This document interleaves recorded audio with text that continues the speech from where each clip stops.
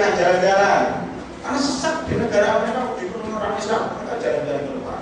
Itu salah satu tanda kiamat. Dekat kota Madinah, dekat kota Mekah, justru malah pergi ke Eropa, pergi kemana lah itu untuk jalan-jalan pelesiran. Subhanallah. Sudah kita lihat salah satu tandanya. Nanti lebih lagi, kota Madinah akan keluar, pindah-pindah, nggak kuat, nemuin Dajjal.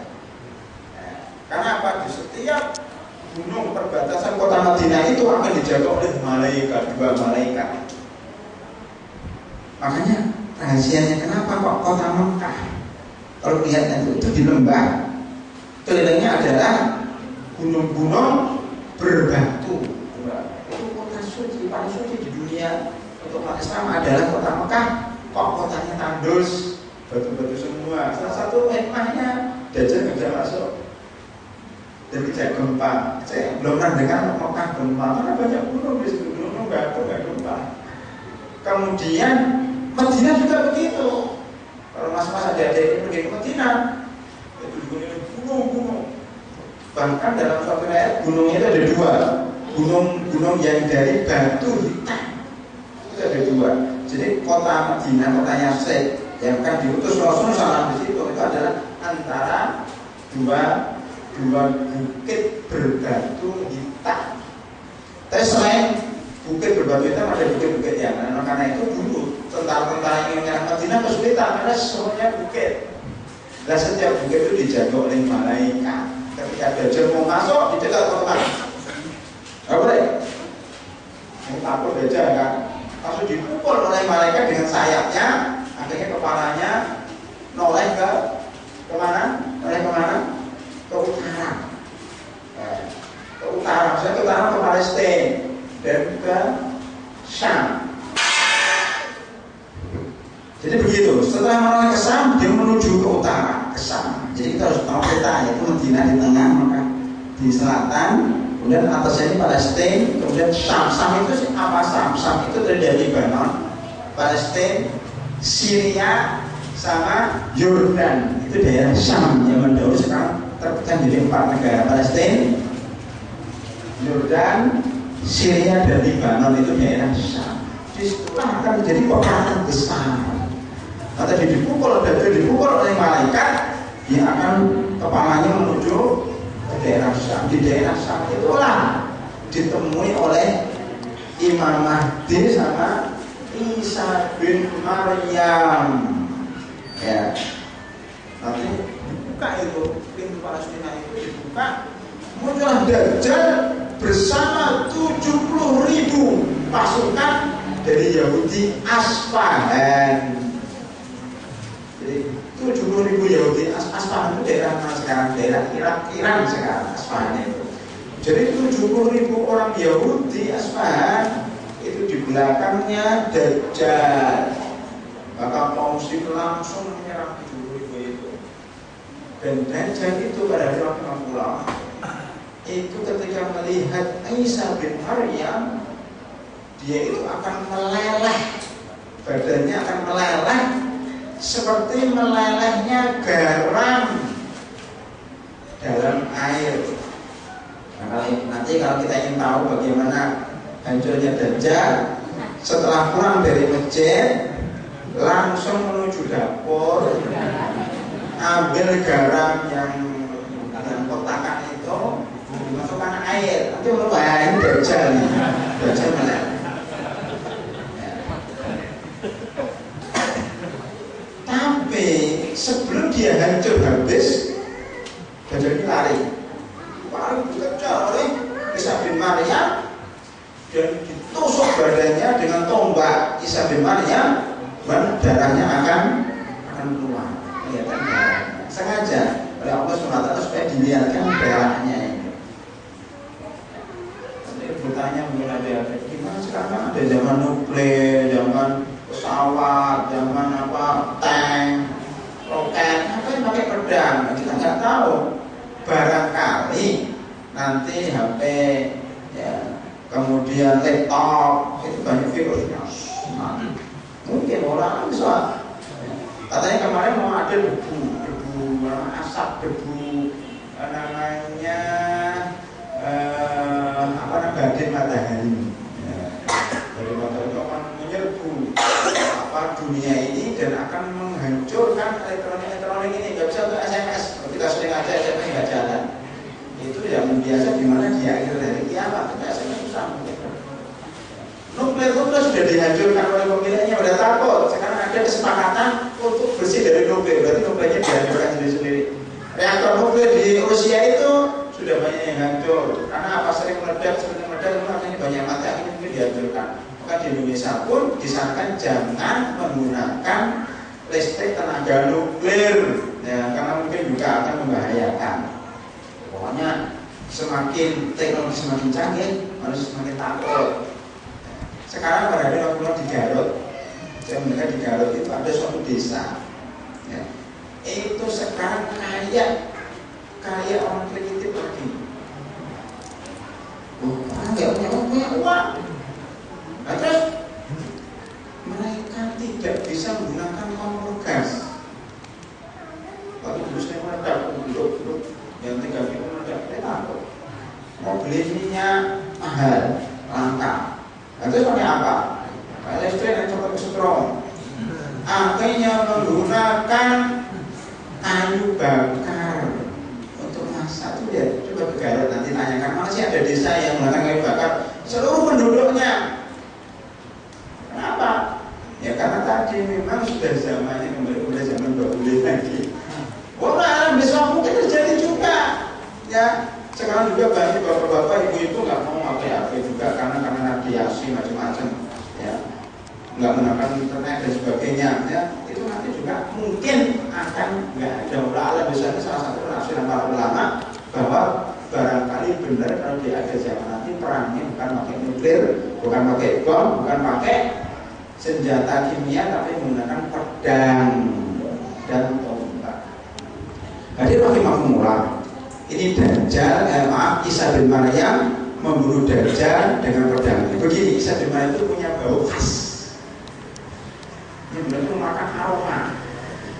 Aromanya ini khusus. Kalau dicium oleh orang kafir langsung mabuk dan mati.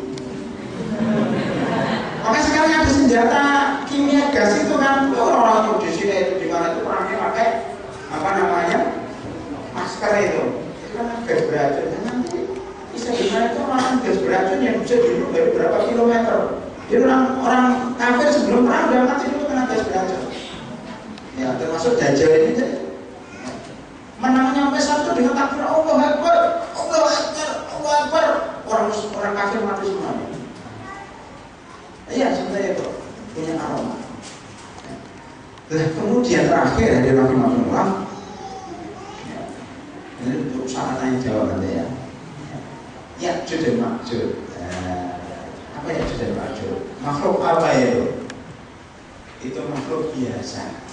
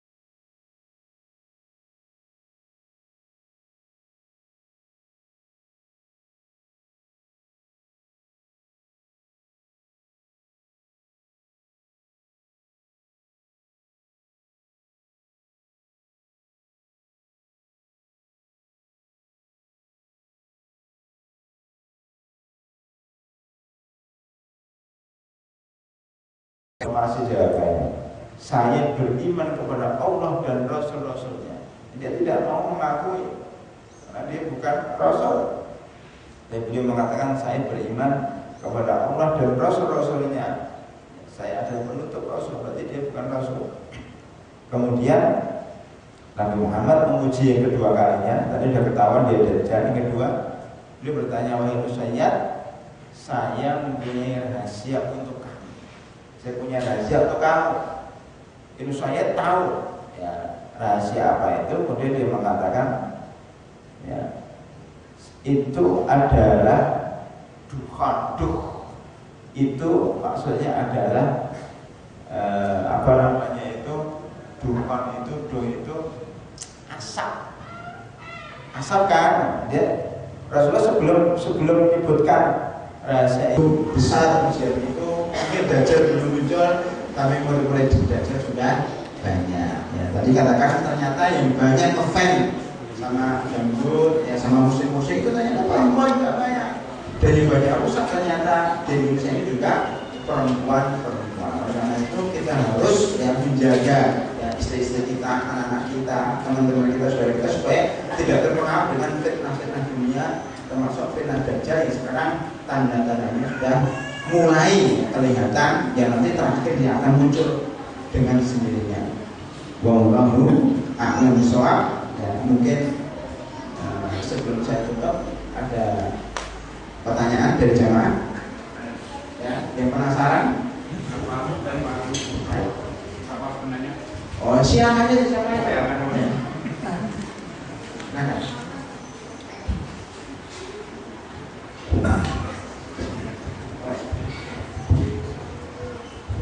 Baik bapak-bapak, biar tuntas hanya mengenai tanda-tanda kiamat besar ini, terutama yang berhubungan dengan Dajjal tadi. Silakan kepada bapak-bapak berjemaah yang bertanya.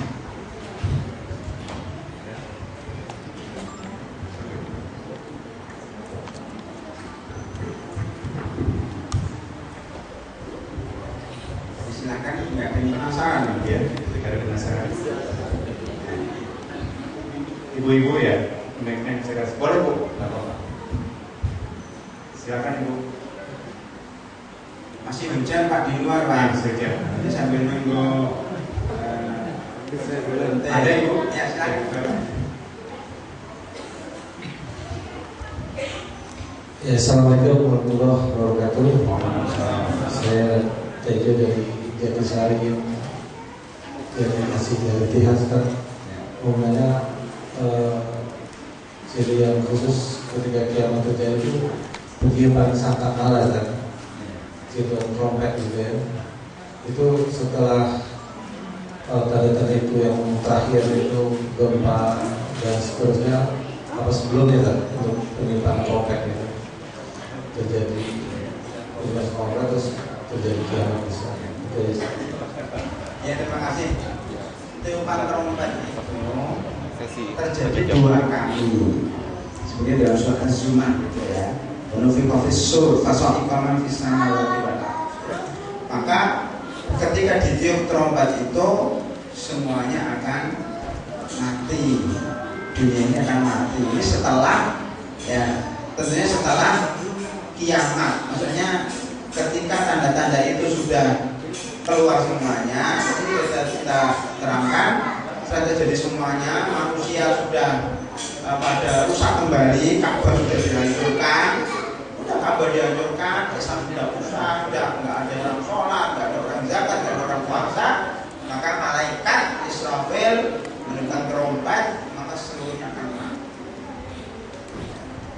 Akan mati, makanya tadi sebenarnya api yang menggiring manusia ke dalam masyarakat itu ada sebagian ulama memasukkan kepada setelah hari kiamat. Ya.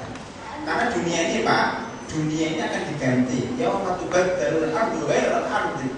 Pada waktu itu dunia itu akan diganti dengan dunia yang lain.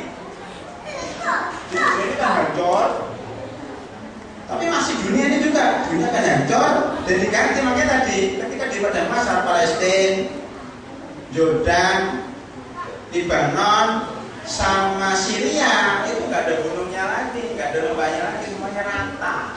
Makanya tadi Tadi nggak usah tanya Ustaz gimana kalau kuburnya di Cilengsi itu menuju Palestina gimana, naik apa? Nggak usah ditanya karena apa? Udah itu jalan aja begitu lurus. Kalau di dalam surat Zilzal itu jalannya itu lurus. Kalau farosil mabsus ya, jadi dia tidak nengok kanan kiri. Kalau mayat tahu mayat berdiri itu kan pernah lihat ya. Kan nengok kanan gitu mayat.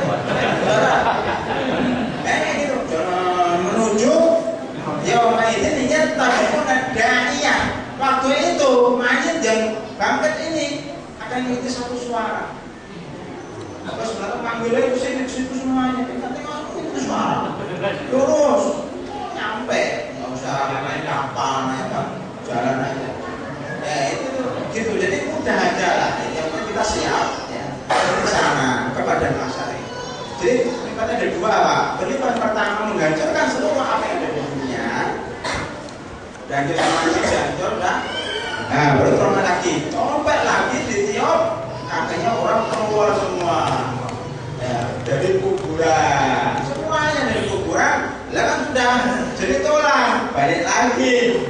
Jadi kadang-kadang nggak masuk akal ya. Kan akal kita memang kucing ya. Maka kita itu nggak nyampe ke alam yang gaib. Itu akan dibangunkan kembali dan orang itu akan apa? Balik lagi seperti semula. Makanya ada satu tulang ekor yang para ulama ya. Itu tulang ekor itu tidak akan hancur oleh tanah. Dari situlah jadi modal untuk dibuat manusia lagi. Dan akan bangkit itu pada manusia. Ya, ada dua trompet sebelum hari kiamat dan trompet setelah hari kiamat. Ya, dua. Dan sudah Jumat nanti bisa dilihat lagi. Ya. Terima kasih. Ada yang lain? Ya. Baik Ustaz, mungkin terakhir dari tahapan-tahapan menuju ke kiamat besar ini, kapan terakhir kalinya amalan orang-orang Islam ini, Muslim ini ditutup bukunya, tidak terima lagi pada menjelang hari kiamat itu? Terima kasih Ustaz. Terima kasih. Jadi amalan itu akan ditutup, nggak diterima lagi. Itu ada dua. Pertama sebelum nyawa itu sampai tenggorokan itu masih diterima amalnya. Tapi kalau sudah sakaratul maut, ya itu pertama ya. Maka sakaratul maut namanya kiamat kecil. Seperti Fir'aun. Fir'aun itu ketika tenggelam, sudah mau mati kan? Amanah, ya. Amanah. Ya. Saya beriman kepada Allah SWT, kepada ilahnya Rabbina Bani Israel. Alladzi amanat bi Bani Israel. Nah, diterima nggak sekarang? Fir'aun nggak bisa. Kamu sudah mau tenggelam. Jadi ditutupnya pada kiamat kecil ketika orang mati. Sekarang itu sudah diterima tobat. Kedua, sebelum matahari terbit dari barat. Kalau sudah terbit dari barat, oh saya tobat, nggak bisa. Sudah terbit dari barat. Nah, sebelum terbit dari barat masih bisa tobat. Ya, jadi batasannya sebelum matahari terbit dari barat masih bisa memperbaiki apa? Orang bisa. Cukup ya. Ya, alhamdulillah pembahasan kita tentang tanda-tanda yang besar sudah selesai walaupun belum sempurna karena memang sangat banyak. Ya, kita hanya punya waktu 1 jam sehingga nanti insya Allah ya mudah-mudahan masing-masing dari kita membaca sendiri, nyanyi sendiri tentang tanda-tanda dari kiamat supaya kita juga beriman kepada tanda-tanda dari kiamat itu sebagaimana kita beriman kepada hari kiamat itu sendiri. Dan mudah-mudahan dengan tanda-tanda dari kiamat ini kita bertambah iman kita kepada Allah Subhanahu wa taala dan bertambah yakin bahwa Islam insya Allah akan menang di akhir zaman. Walaupun sekarang dalam keadaan seperti ini insya Allah akan menang di akhir zaman dan akan menguasai dunia dengan pemimpin yang adil yaitu Imam Al-Mahdi dan Isa Ibnu Maryam. Hadirin rahimahullah, demikian lebih kurangnya saya mohon maaf. Subhanakallahumma wa bihamdika asyhadu an la ilaha illa anta astaghfiruka wa atubu ilaik. Wa akhiru da'wana alhamdulillahi rabbil alamin. Assalamualaikum warahmatullahi wabarakatuh.